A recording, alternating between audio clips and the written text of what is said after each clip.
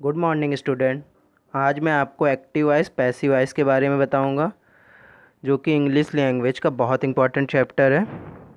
Okay, तो सबसे पहला इसमें जो मेरा पार्ट है वो मैं बताना चाहता हूँ। एक्टिव वॉइस पैसिव वॉइस में क्या होता है? इन active voice subject is more important then object. इसमें क्या होता है, सब्जेक्ट को ज़्यादा इंपॉर्टेंट दिया जाता है एक्टिव वॉइस में।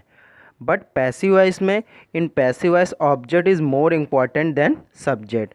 Okay, we use always verb third form in passive voice. Passive voice में हम हमेशा वर्ब की थर्ड फॉर्म लगाते हैं। ओके, नेक्स्ट इसका रूल है,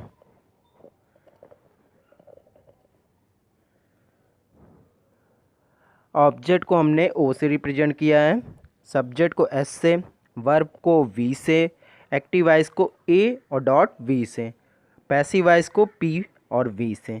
अब सबसे पहला मेरा रूल है present indefinite tense. Present indefinite tense में क्या रूल होता है? एक्टिव वॉइस में क्या होता है, सब्जेक्ट फिर वर्ब की फर्स्ट फॉर्म, और वर्ब की फर्स्ट फॉर्म एक जो सिंगुलर होता है वहाँ पर हम लोग वर्ब की फर्स्ट फॉर्म एस और ई एस लगाते हैं, और प्लूरल में क्या होता है, वर्ब की फर्स्ट फॉर्म और ऑब्जेक्ट लगाते हैं। ओके, पैसिव वॉइस में इसका रूल क्या होता है, हम ऑब्जेक्ट से स्टार्ट करते हैं, ऑब्जेक्ट फिर इज एम आर, फिर वर्ब की थर्ड फॉर्म, फिर बाई लगाते हैं, फिर सब्जेक्ट हो जाता है। जो हमारा सब्जेक्ट यहाँ पर था वो ऑब्जेक्ट में कन्वर्ट हो जाता है यहाँ पर। Okay, next present continuous tense. Present continuous में क्या होता है, एक्टिव वॉइस में सब्जेक्ट फिर इज एम आर होता है, फिर हमारा वर्ब की फर्स्ट फॉर्म, फिर आईएनजी, फिर ऑब्जेक्ट होता है।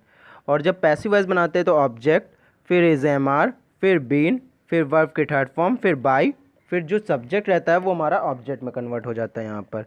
Okay, next present perfect tense में क्या होता है, सब्जेक्ट हैज़ हैव, फिर वर्ब की थर्ड फॉर्म, फिर ऑब्जेक्ट होता है। पैसिव वॉइस में जो ऑब्जेक्ट होता है वो फर्स्ट प्लेस पे आ जाता है, फिर उसके बाद हैज़ हैव, फिर उसके बाद हमें बीन लगाना रहता है, फिर वर्ब की थर्ड फॉर्म, फिर बाई, फिर ऑब्जेक्ट। जो सब्जेक्ट यहाँ पर रहेगा वो हमारा ऑब्जेक्ट में कन्वर्ट हो जाएगा यहाँ पर पैसिव वॉइस में। नेक्स्ट पास्ट इंडेफिनिट टेंस में क्या होता है, सब्जेक्ट वर्ब की second form then object. Passive voice जब बनाते हैं तो ऑब्जेक्ट वॉज वर्ब की थर्ड फॉर्म, फिर बाई, फिर सब्जेक्ट। जो हमारा यहाँ पर सब्जेक्ट होगा वो लास्ट में यहाँ आ जाएगा पैसिव वॉइस में।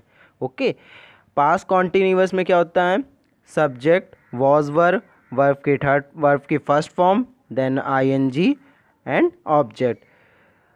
पैसिव वॉइस जब बनाते हैं तो ऑब्जेक्ट फिर वॉज वर्ब, फिर बीन, फिर वर्ब के थर्ड फॉर्म, फिर उसके बाद बाई, फिर हम लोग सब्जेक्ट लगा देते हैं। ओके, फिर उसके बाद पास्ट परफेक्ट टेंस में क्या रूल होता है, एक्टिव वॉइस में सब्जेक्ट हैड, वर्ब की थर्ड फॉर्म, फिर ऑब्जेक्ट।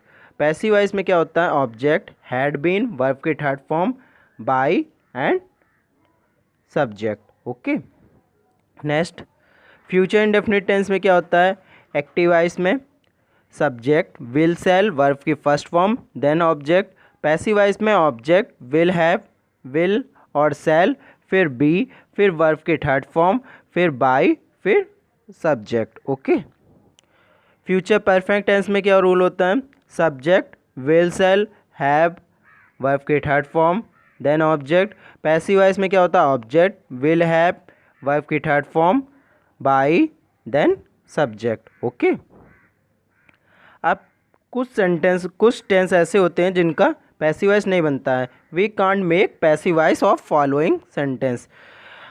फर्स्ट मेरा है प्रेजेंट परफेक्ट कॉन्टिन्यूअस टेंस, इसका हम नहीं बना सकते हैं passive voice. Past perfect continuous tense इसका नहीं बना सकते, और फ्यूचर कॉन्टिन्यूअस टेंस इसका नहीं बना सकते, और फ्यूचर परफेक्ट कॉन्टिन्यूअस टेंस इस टेंस का हम पैसिव वॉइस नहीं बना सकते हैं। नेक्स्ट एक्टिव वॉइस और पैसिव वॉइस में कुछ रूल होते हैं। जैसे एक्टिव वॉइस में सब्जेक्ट में अगर ही आ रहा है तो पैसिव वॉइस में ये किस में कन्वर्ट हो जाएगा, हिम में। नेक्स्ट सी हर में चेंज हो जाएगा, आई मी में, वी अस में चेंज हो जाएगा, दे देम में, यू में ही रहेगा। Okay, thank you student. अगली क्लास में मैं आपको इससे रिलेटेड सेंटेंस कराऊंगा जो कि हर टेंस से रिलेटेड होंगे। Okay bye, thank you for watching.